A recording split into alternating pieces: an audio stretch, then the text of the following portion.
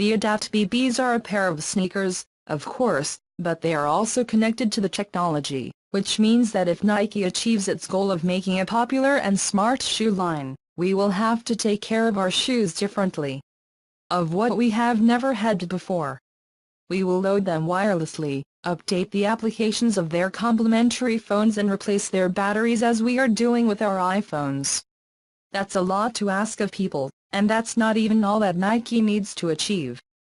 Beyond fundamentally changing the way we think about shoes, the company has to face new responsibilities and challenges, such as electronic waste and the degradation of technology.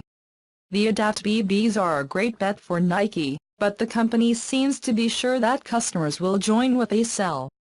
The Adapt BB are something completely new.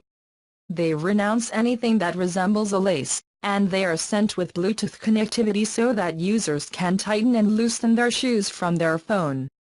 They can even choose the color that the shoes emit when they adjust. Adapt BB will debut on the NBA court at Jason Tatum. The shoes will be available for pre-order, and will be officially on sale on February 17 at Nike stores, online and through the SNKRS application for $350.